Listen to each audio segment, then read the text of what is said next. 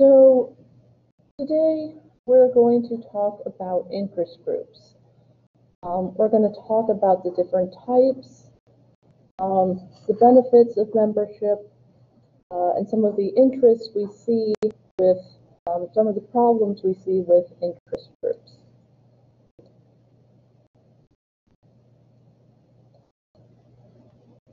Right, so why do interest groups exist, right? So we are a pluralistic society. There are so many different groups wanting so many different things. But being able to meet these demands means that people have to join together, form a common alliance, take into consideration the views of other people. You have to be willing to understand that you may lose one time, win the next, right? Maybe you lose a court case here, but then you win 2 years later. You have to be willing to compromise. You have to be willing to be flexible. So the idea is to represent as many interests as we can to influence our government. Now, the reality, of course, is that this doesn't guarantee political equality. Some interest groups are always going to be more influential than others. Most of the time, it is the elite interests that still impact our policy. But the idea behind interest groups is to bring people together to advocate for a common cause. If you're one person petitioning the government, fine, but if you're a million people, you're going to get a better response.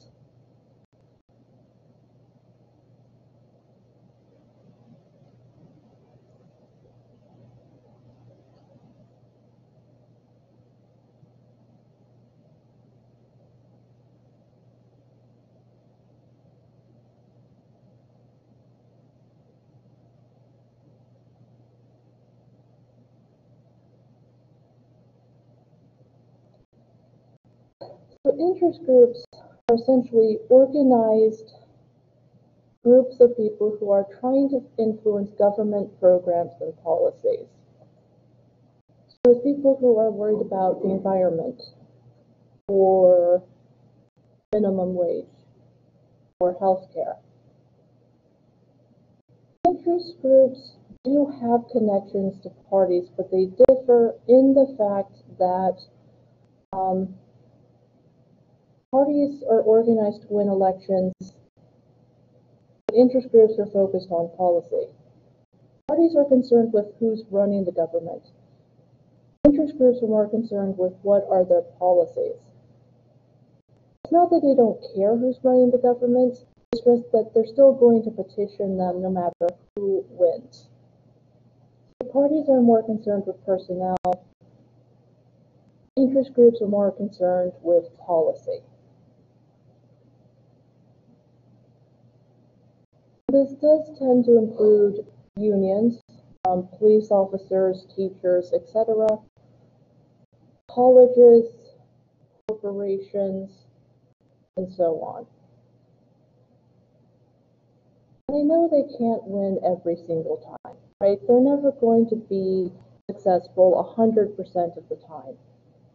They want to make sure if they can't win, that at least the policies that get passed don't hurt their cause. So an oil company may not win the ability to do more fracking, but they also don't want the government to pass new environmental regulations on top of that. If you can't win, you don't want the loss to be painful to your group. You don't want it to have a negative impact on your members. For a variety of reasons, most interest groups do tend to be economic, do tend to be focused on businesses and corporations.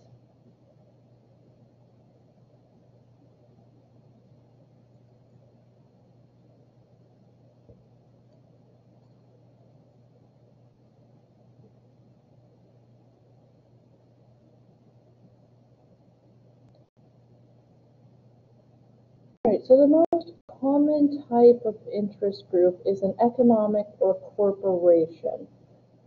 They represent about 31% of the lobbying interests in Washington, D.C. They're going to represent farmers for the American Farm Bureau Federation. They're going to represent major companies like Microsoft, Exxon, General Motors, Amazon, and so on.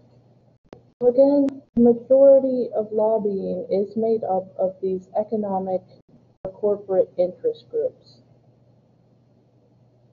23% of lobbying is trade associations. So they're going to advocate for things like lower business taxes or tax breaks on new technology, expanding patent protection, things like that. Labor is a much smaller representation. They only make about 2% of the lobbying interests. But they are important because when they go on strike, of course, that does have an impact on us, right? Transit workers go on strike across major cities, that's a problem. If airline baggage handlers go on strike right before Christmas, that's not going to end well. If UPS workers say we're not getting paid enough to deliver packages in time for Christmas and they go on strike, we're in trouble.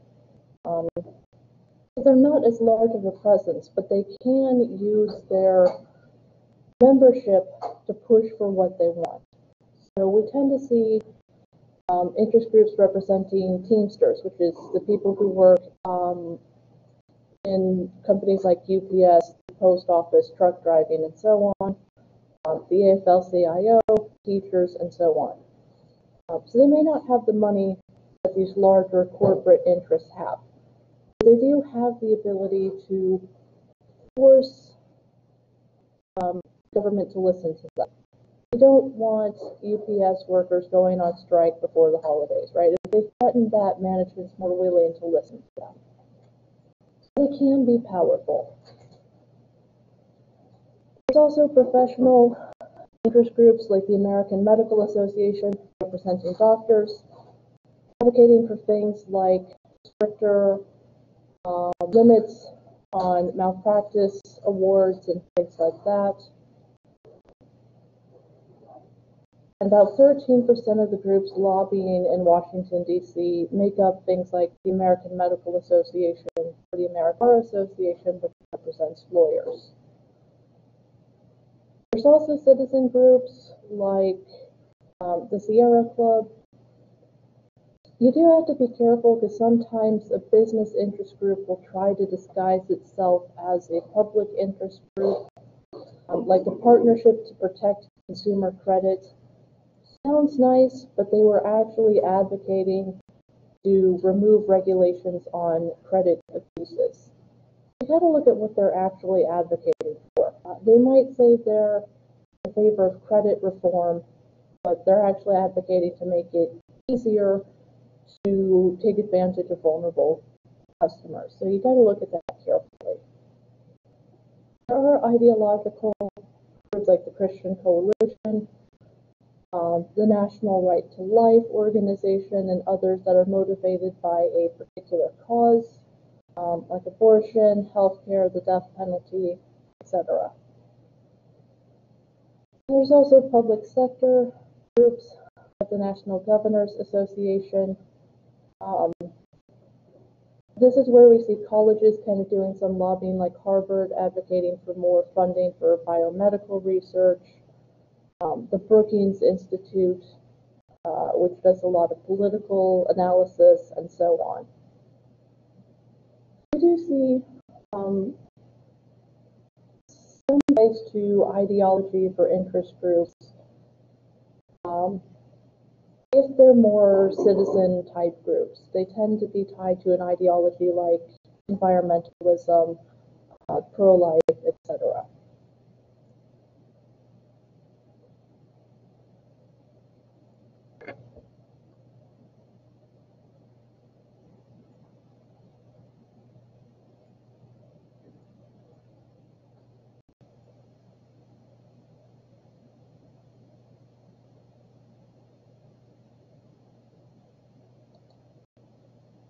Right, so we need interest groups because we can't, if all 300 million of us are advocating on our own, we can't anymore. That doesn't mean there aren't flaws with interest groups. The homeless and the poor tend not to be represented. It's pretty hard to advocate for the homeless. It's hard to get an accurate count because of the transient nature of homelessness. Hard to talk to people, so there's not as much advocacy on their behalf. There have been attempts, but they tend to be left out of the discussion. And interest groups do tend to heavily favor the higher corporate and wealthier interests. And part of that is just because of the membership. People who are well educated, working in white-collar jobs, and making a good amount of money have more time, money, and skills that can help this group succeed. So lawyers are going to be pretty well organized. Doctors are going to be well organized. Business owners, or not so much. And it can be painful when the homeless are not only not represented by groups, but are actually hurt by them. When we get cities doing things like up spikes so people can't sleep on the benches, or in Florida, arresting people for feeding the homeless, right? It's not exactly a great solution in that case. We do need more mobilization for non-voters and for the poor. Because the reality is political parties and Congress will work very quickly to solve a problem for a corporation or a business rather than the needs of individuals. They're quick to bail out Wall Street, the banks, the airlines, but we're still having trouble getting them to pass another stimulus bill to help ordinary Americans, right? We need political parties to be representing multiple groups. They talk a good talk, but at the end of the day, who are they really advocating for? It's hard to feel like they have our best interest in mind when we don't hear enough talk about raising the minimum wage, or creating a better health plan, or figuring out the cost of college education.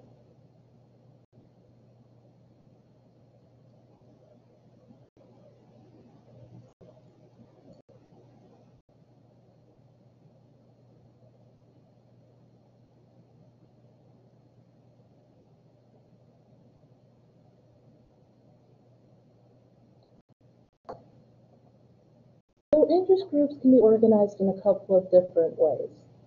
The really well-organized and professional groups usually have a membership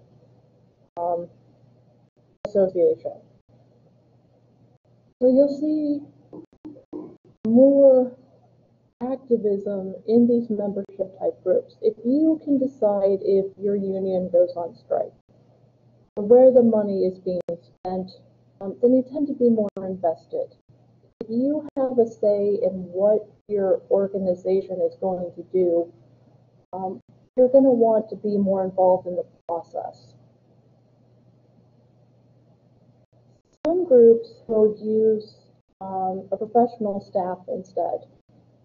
For corporations, it does tend to be a professional staff. You want a polished, highly organized image for your organization. So you want people to run the offices, to handle emails, phone calls, etc.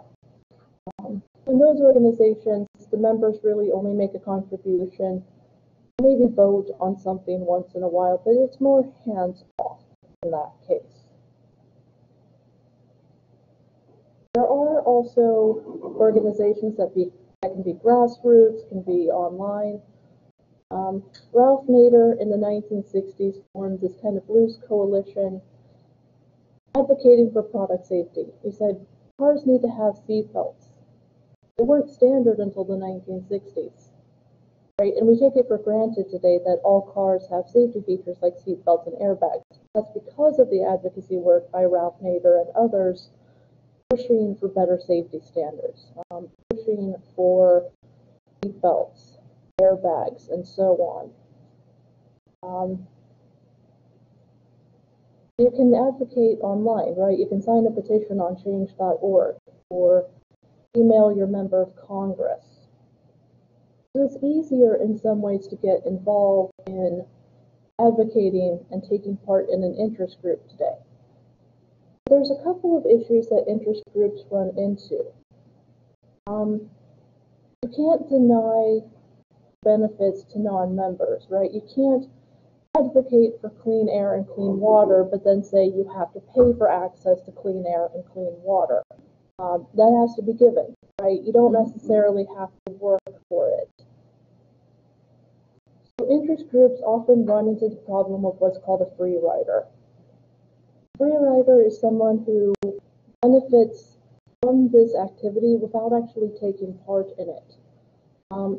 Someone who gets protections from credit card fraud without advocating for it.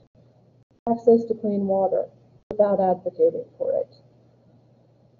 And to use an example you guys will understand, kind of like that person in a group project who doesn't do any of the work but still gets a good grade because you all did the work, right? Because inevitably there's that one person who doesn't do a damn thing, but still benefits at the end of the day. That's what a free rider is. It's basically the person who benefits without having done anything to actually work for it. Most of the time you can't do anything about it, right? You can't do anything about the slacker in your group who just want to keep working.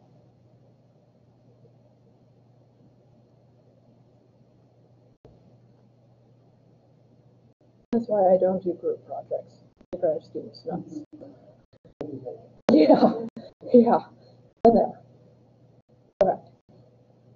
Now there are some benefits to being part of an interest group. It can be to your major benefits part of it. You can get information, newsletters, going to conferences, training materials. The biggest benefit for interest groups is if you get some kind of material benefit.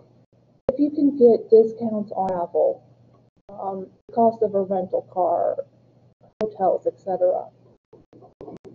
Health insurance, a gift, right? Join our organization and we'll send you a free t-shirt or a free bag or a free coffee mug. Cool, right? Why not? So those tend to work because you get something for your participation. Donate $10 a month and we'll send you a free calendar every year. Not bad, right? There's also solidarity. Basically giving people the chance to network, to meet like-minded people, to know you're not alone in working for better health care, for LGBT rights, for abortionists. Being able to connect to other people and knowing you're not alone in the fight can be very beneficial. Just knowing there's someone else out there who shares your views, who shares your goals. Also, purposive groups. These are common for businesses joining trade associations. Look at something like, if you join our organization, we'll advertise your business in our next national newsletter. You can increase customer trafficking and so on, right? So they get the benefit of being part of a group that can help expand their business or expand their prospects.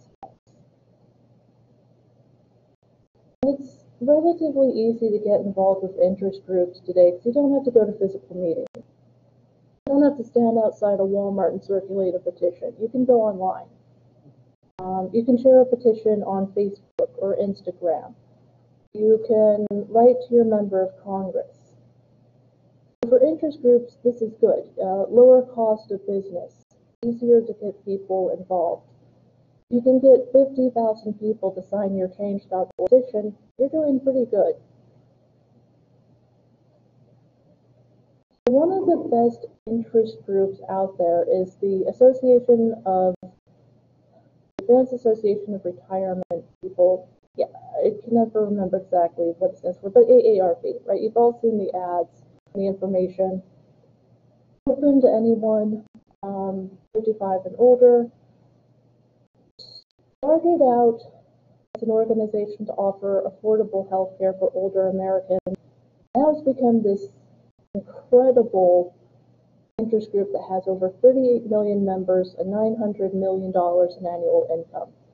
Because they provide for their members. If you join, you get access to healthcare, travel discounts, low interest credit cards, auto insurance, pharmacy discounts, advice on voting. They are incredibly influential. No politician wants to risk taking off the AARP. That's a lot of people that could vote you out of office if they get angry enough. They are one of the most successful interest groups in the United States. And people see that, and so when they become eligible, they join, because they know they're going to get a lot of benefits out of it. So a lot of interest groups have started trying to model their organization on what the AARP has done, because they really are one of the most successful interest groups that we have.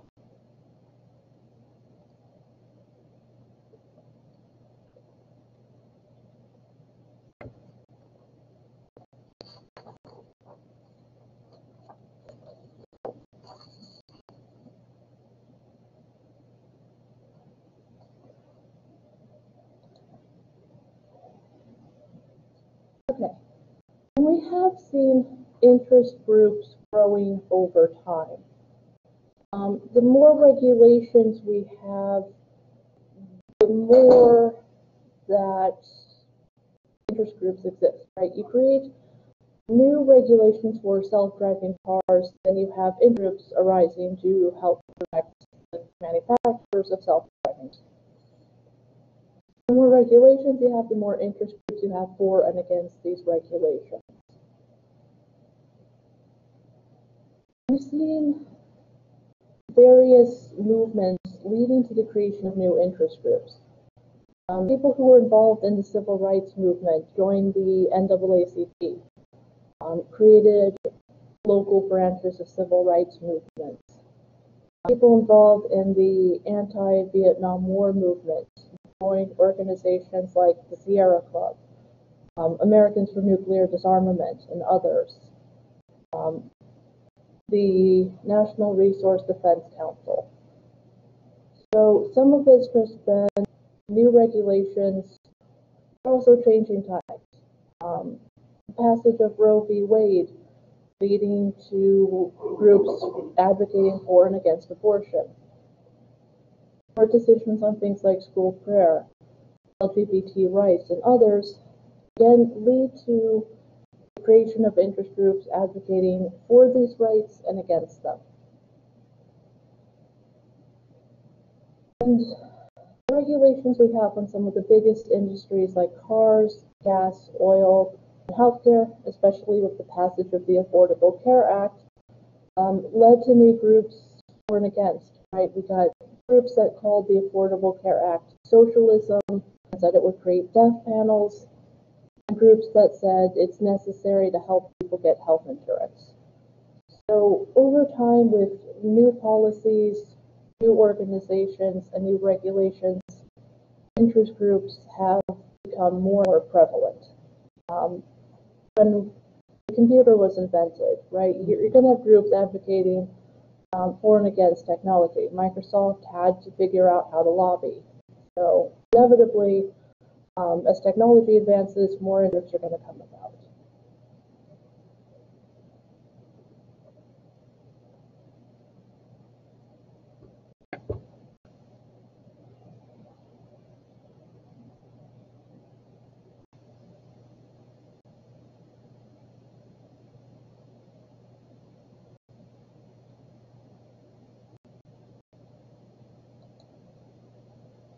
So one of the biggest things that interest groups do is lobby. They hire people go and talk to members of Congress, people who work in departments like the Environmental Protection Agency, and try to get them to change policy. Maybe remove a regulation or lower business taxes. In 1995, Congress decided to try and figure out who exactly is lobbying in Washington, D.C. Organizations now have to register with Congress. And they have to disclose who they represent, what they're lobbying for, and most importantly, how much are they getting paid. We do need to know who's talking to our lawmakers. We do need to know what companies are being represented. There's also a list here in Texas, by the way. You can look up the number of lobbyists in Texas and what they represent as well. We need to know, for example, that maybe Amazon's paying 500 lobbyists $70,000 a year to advocate for that, right? We need to know who's doing what. Yeah, right? And if you lobby for a company like Amazon or something and you're really good at your job, you can make easily a couple $1 million a year. Yeah. So there's about 12,000 registered lobbyists. That number's probably a bit higher, but at least we have some idea of who's advocating. A lot of what they do is...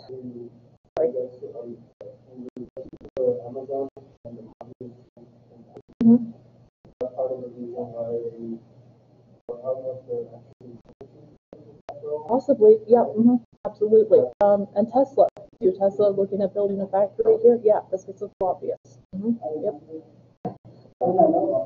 Yeah, Amazon's looking at building a warehouse here, and Tesla's looking at moving its factory from California to Texas because the business is cheaper here. Yeah. That's partly because of lobbyists, and also because business taxes are like half of what they are in California, so they can they can be like, hey, it's a lot cheaper to build a factory in Texas. Come on down. Yeah. Well, to be fair to California, it's not exactly great that the cost of doing business is so cheap in Texas. One, because we don't have the same worker protections that they do in California, and two, that means we have to pay the difference because the state has to have an operating budget, and if it's not coming from the businesses, it's coming from us. So in California, the sales tax is lower. The property taxes are actually a bit lower because businesses pay more in taxes. It's an offshoot. But there's a reason why it's more expensive to do business in California, and part of that is the better worker protection there. So, yeah, I mean that's yeah. In Texas, they've been doing a very good job of convincing businesses to move here. And so that's what they do. They provide information, they talk to reporters, they pay for ads. Texas is constantly running ads about how great it is to do business here. Come talk to us, you know, we welcome you with open arms. Part of it is just that there's more space in Texas than there is in California, right? There's a lot more open space. So you could bring in an Amazon warehouse in the middle of nowhere in Texas. There's still a lot of the middle of nowhere in Texas. So for businesses, it's better, right? It's just better overall.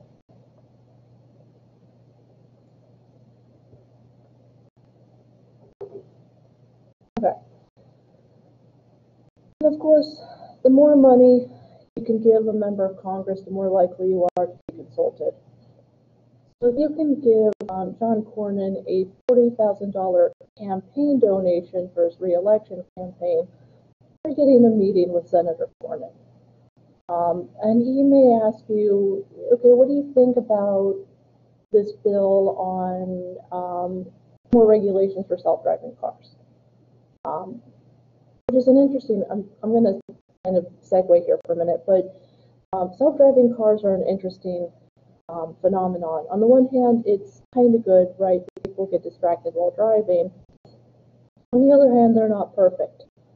So you still need to be paying attention in a self-driving car, because there's a woman who worked or Uber in a self-driving car. She was watching something on her phone, and she ended up hitting a pedestrian and killing her because she didn't look up in time and the car couldn't stop itself. So self-driving cars would be good, but you still need someone to be paying attention. So there's still got to be some rules and regulations on that as well. There's a bit of a revolving door in terms of lobbying. We tend to see people who used to work for the government becoming lobbyists. People who retire or lose re-election in Congress are pretty much scooped up right away by an interest group.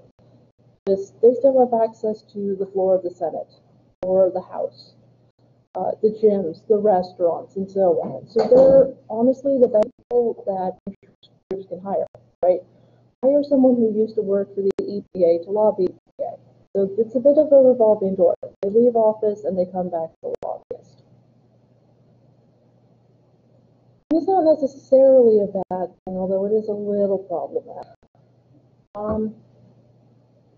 And so a lot of companies have found that it's to their benefit to have lobbyists.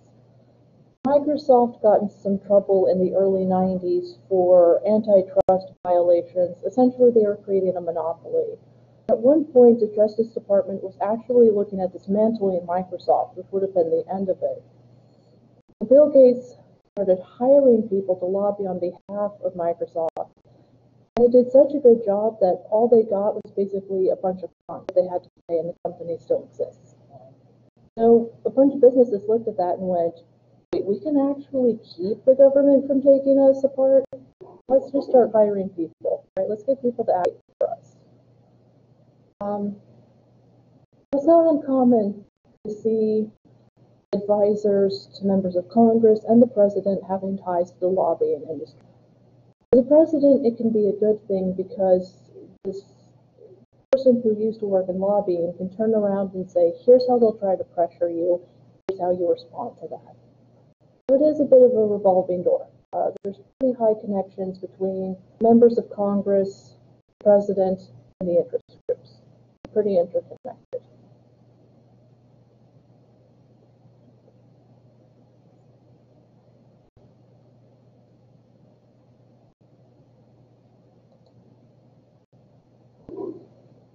The Administrative Procedure Act.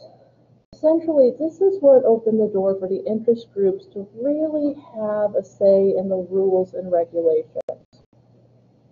Federal agencies have to provide notice of when they're going to hold a hearing on a new policy. And they have to give the public the chance to comment on it. Explain this to us. What would this do? How does this help us? How does this hurt us?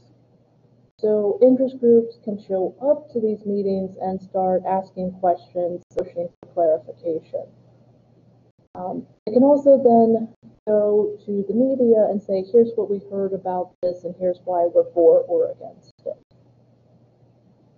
So there's definitely a line of communication to talk to these interest groups and try to negotiate a policy that won't tick them off and make them want to vote you out of office. So they have a lot more influence than they used to.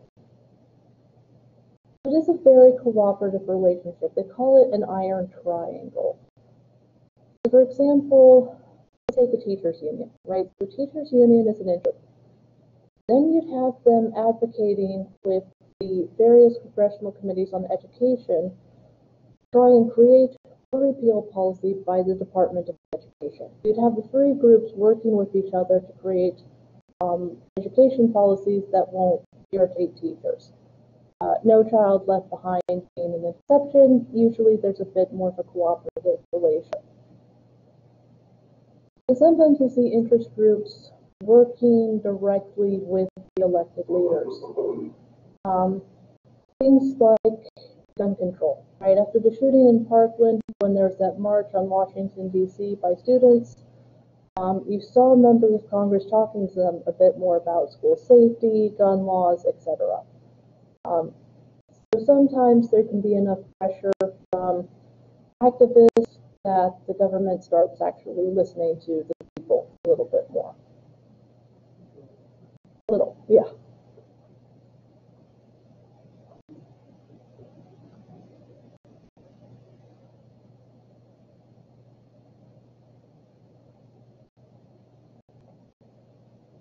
Okay, so there are some restrictions on lobbying.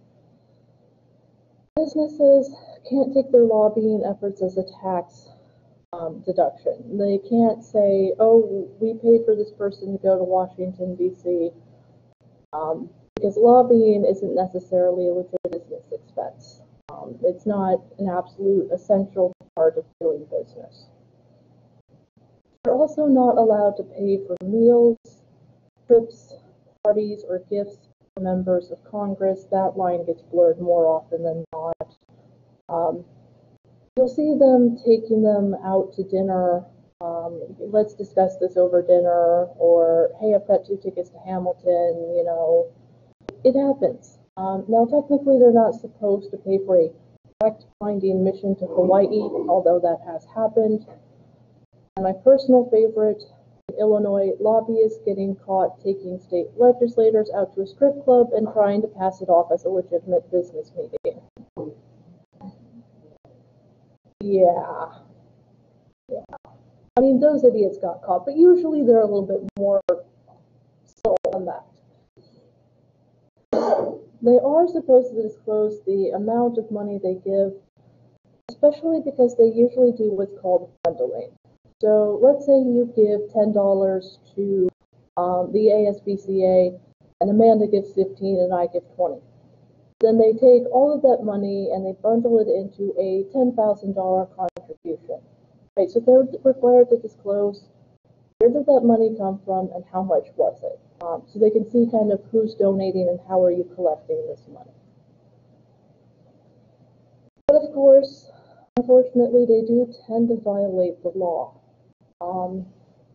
Jack Abramoff was a lobbyist during the George W. Bush administration who would talk to members of the Bureau of Indian Affairs about setting up casinos on Native American lands. He would essentially collect bribes from various tribes who wanted to make sure the rival tribe didn't get access to a casino. So he'd take the bribe from the Native American group. He would give some of it to the members of Congress, and also give these tribe members access to the member of Congress to shut down the casinos for the other groups. He was basically engaging in bribery, and he went to jail for that. But sometimes they get caught, sometimes they don't. If they're careful, it's a very fine line between having a business dinner and bribing someone with a $200 steak dinner, right? It's a fine line, and it's hard to tell the difference sometimes with these interest groups.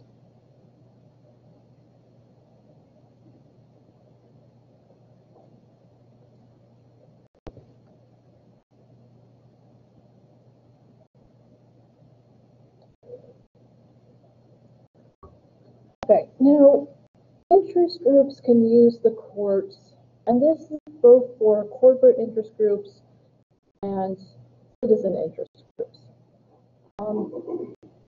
They can file a lawsuit, or fund a lawsuit, or file a companion brief for an existing case. For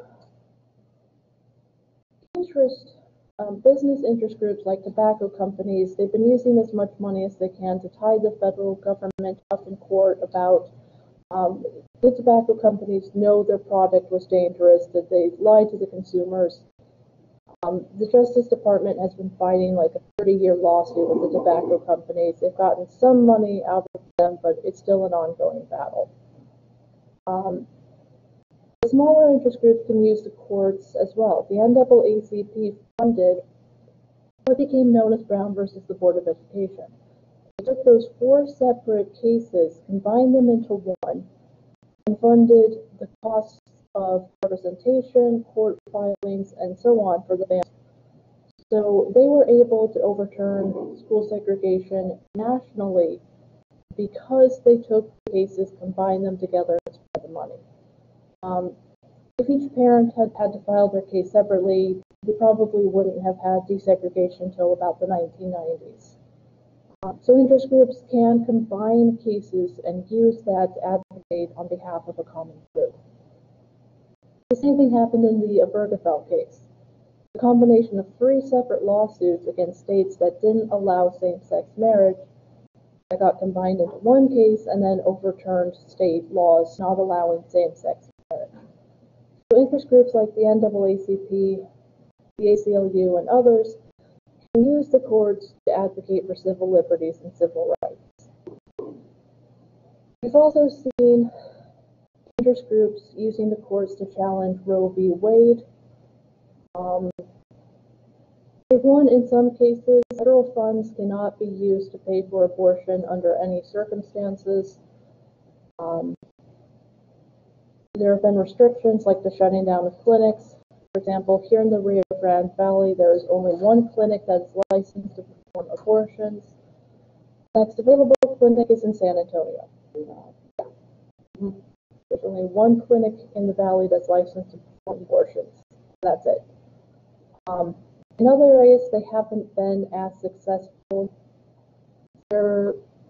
Some states passed restrictions on abortion due to COVID, trying to say you can't have an abortion during the COVID crisis. For cervical abortions, that's been somewhat upheld. Some even tried to ban medical abortions where women would take 2 pills to cause essentially a miscarriage at home. And the Supreme Court said, you don't need a doctor to help you do that. You can do the social distancing. So that's been struck down. Medical abortions, pill abortions, still have to be allowed because a doctor is necessary for that to happen. Also, some states have tried to restrict abortion as early as 6 weeks, but most women don't know they're pregnant until about 6 weeks. So they're trying to circumvent Roe, and the courts have struck that down and said, nice try, but you're not getting away with that. We've had the ACLU challenge things like a case in Mississippi where a lesbian was not allowed to bring her girlfriend to prom. Another case where a student was suspended for refusing to recite the Pledge of Allegiance. He can't do that. The courts can be beneficial for protecting civil rights and civil liberties. So interest groups that don't necessarily have a ton of money will go to court to try and get things sorted out.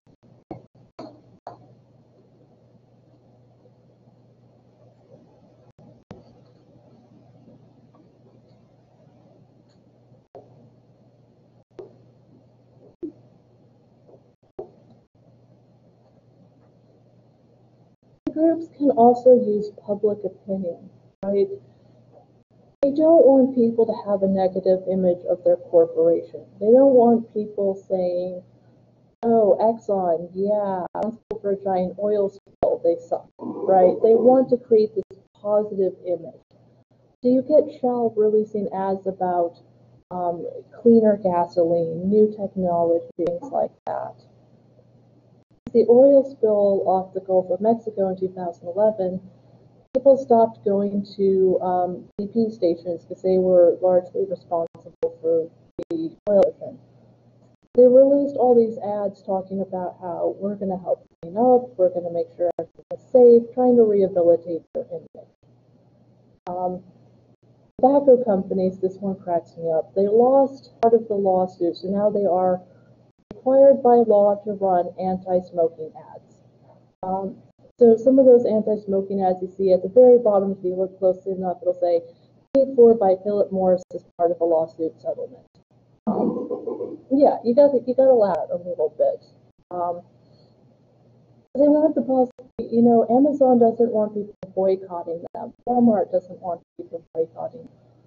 They try to emphasize their good work, their public relations, and so on. They don't want people boycotting their products. And of course, you can get the public on your side. Companies that clearly violate the law, people are going to be angry about that. People boycotting BP scares them half to death, right? You don't want people going past your gas station and going, I'm not going there. You don't want people boycotting an ice cream company because they have salmonella, right? So they're going to try to fix their image and they're going to try to get people back on their side. Sometimes it works, right? Black Lives Matter protests have been effective in that they've been somewhat able to get new rules about cops having to wear body cameras. It's not perfect, but it's a start, right? We're seeing more discussion about the use. If you get enough people to write their representatives, it can make a difference. The NRA has about 3.5 million members. They all write their member of Congress. Congress is going to do something about this. You get a whole bunch of people writing in and saying, hey, we've heard Amazon doesn't give their warehouse workers bathroom breaks. What's going on with that? They might start looking into it, right? And Amazon might have to announce, oh no, that's not what's going on here. You may have seen the ads they've been running talking about the safety in their warehouses and things like that. It's because they've been criticized for lack of air conditioning, issues with people getting injured, and so they're trying to clean up that image a little bit. We do have the ability to influence policy through social media. So a couple of years ago, Congress was going to pass a law that would essentially create what's called metered internet access. Right now, basically, no matter what internet package you have, it has to be about the same speed, right? You have to be able to access the same sites as everyone else. A couple of years ago, they were looking at setting it up so the more you pay for internet, the quicker your connection. That's not going to go over very well with Americans, and they were flooded with millions of emails from people going, first of all, it should be a public utility. Second of all, don't you dare try to tell me what sites I can have access to because I can only afford to pay for basic internet. They had to back off of that, right? Because if one person can get onto Netflix in a minute and another person it takes 25 minutes, there's going to be some problems. That's not going to help.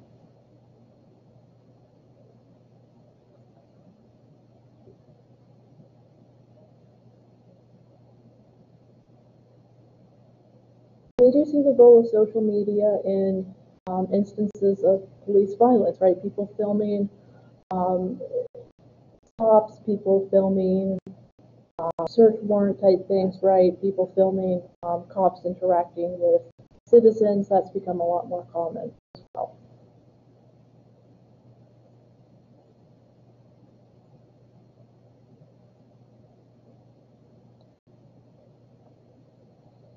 Okay. Interest groups know that if they want to win, they need to get candidates who support their cause. So you do see interest groups forming political action committees and raising money for various candidates. The NRA is going to support pro-gun politicians, right? They're not going to back a candidate who says we should have stricter gun laws. Planned Parenthood isn't going to support a candidate who says it's okay to shut down clinics. They are going to get involved in raising money for candidates they see as sympathetic to their cause. And for politicians, it's a lot easier to work with a political action committee and get the money rather than trying to raise individual contributions. So they'll talk about certain causes like Social Security, gun rights, abortion, and so on. And sometimes an interest group can be very, very effective in an election. In 1994, conservative religious voters were pushing back against the Clinton administration. Over 60% of candidates supported by the Christian Coalition actually won their elections in 1994. They were able to give Republicans control of Congress, which is essentially why Congress decided to try and go after Bill Clinton in '98 because of the whole thing with Monica Lewinsky. So sometimes they can be very, very effective in getting certain candidates elected to office. Other times, not so much. You'll see interest groups getting involved in pushing for ballot measures. if you want to raise the minimum wage somewhere, businesses aren't necessarily going to favor this. So they would tell the state legislature it hurts business to raise the minimum wage, so the state legislature wouldn't tackle it. But if you put it on the ballot for the citizens to vote on it, then you've got a better chance of getting what you want. So they'll try to circumvent a state legislature that would oppose things like marijuana laws and the minimum wage by putting it to the voters and then forcing the state legislature to comply with the voters. If 60% of voters say we got to raise the minimum wage, they can't really do anything about it. They just have to put up with it.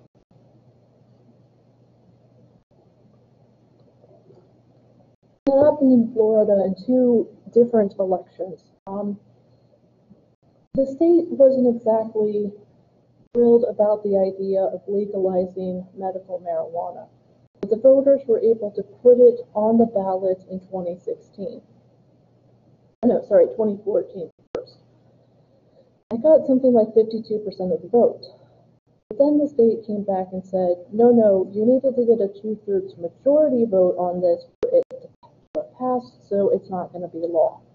So the voters went back in 2016, put it back on the ballot, got 61% of the vote, and the state then had to institute medical marijuana laws. So if the legislature is resistant and voters can put a measure on the ballot, that's what interest groups will do. They'll circumvent a reluctant state legislature and get what they want.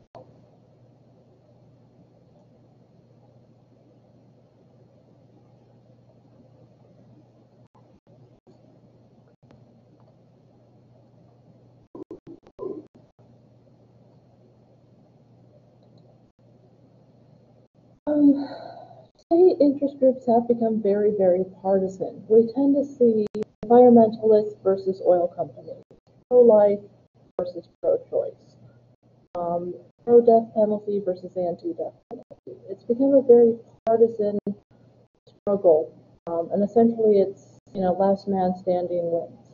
Right? They're less cooperative. They're less willing to find a compromise.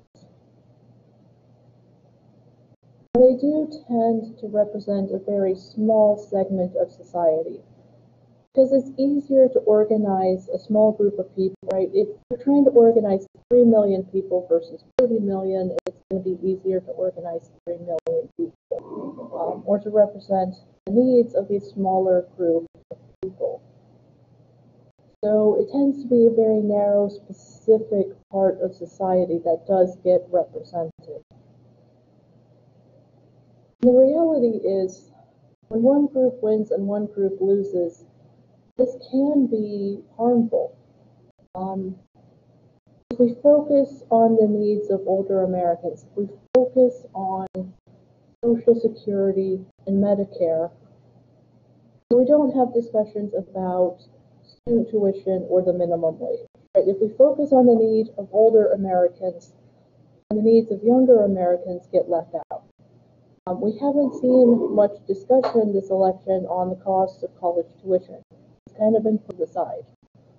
The only candidate who really talked about that was Bernie Sanders, right? I haven't seen much from Biden or Trump on what to do about college tuition and how affordable it is. They're both beneficial and harmful to our democracy. We need interest groups because advocating on our own isn't going to work. We need to get organized. We need to push as a group.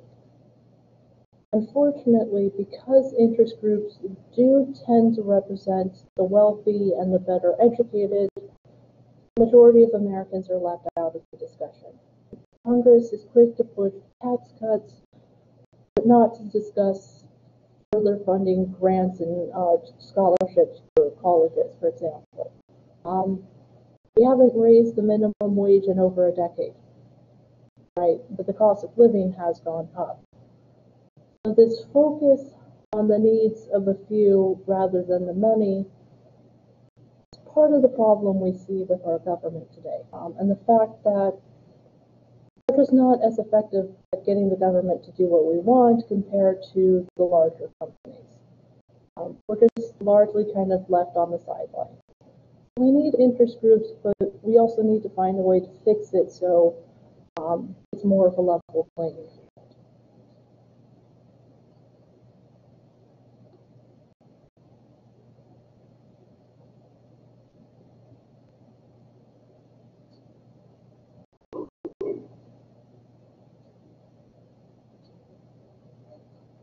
How many of you knew that the minimum wage hadn't been raised in a decade?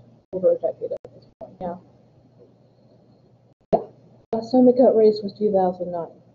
And it's sitting at what, $7.50 an hour, give or take. And recent projections say maybe 15 an hour in major cities and at least 10 an hour in most places. And there is no state in the U.S. where anyone could afford a two-bedroom apartment on the minimum wage. Nowhere in the United States is that a possibility today. Obviously, you can make arguments for and against raising the minimum wage, but the reality is right now it's just not, it's not a living wage, right? It's not enough for people to survive. You cannot work one minimum wage job and pay all of your bills. And that's a problem, right? That needs to be fixed.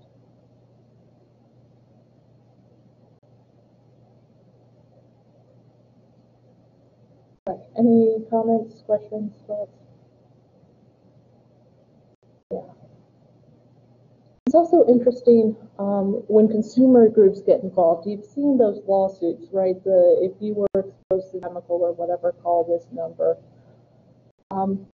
Sometimes you look at that and you're like, really, that's ridiculous. But sometimes it really does do a lot of good. There was a product on the market called Escher. Essentially, what it was supposed to be was a minimally invasive tubal ligation for women. Rather than opening the woman up and basically cutting off part of her fallopian tubes, what this would do is they would use thin rod, and they would essentially go in and wrap copper wires around the fallopian tubes to prevent pregnancy. Yeah. Turns out there was a teensy-weensy little problem with this. That and the copper wires tended to wander and accidentally poke a uterus and cause emergency hysterectomies. Yeah. So there ended up being class action lawsuits and a lot of publicity about this. And eventually the FDA pulled the clearance product and it's no longer on the market. So this is an example of interest group actually working for the common good, right? Pulling a Jane product off the market. Because I don't know if any woman who's like, I don't want kids, but I'm okay with an emergency hysterectomy. Like, not so much of that, right? So it can be good to have interest groups advocating for us sometimes. That's an example of a good use of an interest group. Also, Erin Brockovich, the woman who was in charge of a major lawsuit against water pollution, was one of the advocates to pull that product from the market. So there you go. So yeah, it can be helpful sometimes. Okay, so just a reminder, tonight is the last presidential debate. Moderators have the ability to mute the microphone of the person not speaking. Doesn't mean they won't interrupt, but they have the ability to mute their microphone. So if you watch some of the debate, most of it, or as much as you can stomach, and you write something up about it, you'll get extra credit. So the debate is tonight, I believe, at 8 p.m. our time. Coverage should start probably 7:30. It's supposed to be, I think, an hour and a half. They're supposed to cover a variety of topics. We'll see how far they get tonight. But it is the last presidential debate. Next week, Leslie, you can just email it to me through Blackboard. Next week, we're going to tackle Congress in all its infamous glory. We'll read the first half of Chapter 12 for Tuesday. Remember that your papers are due on November 10th by 11:59 p.m. in Blackboard. There is a sample paper from a student in a previous semester that you can look at to see what they did and kind of look at what they did while you're working on your paper. And I am available to look at a rough draft if you want of your paper before you submit it. If you have any questions about that, feel free to email me or call or text my phone. Otherwise, I'll see you next Thursday, and if you weren't here at the beginning for attendance, come see me for a minute. Otherwise, try to enjoy tonight's debate in all its glory.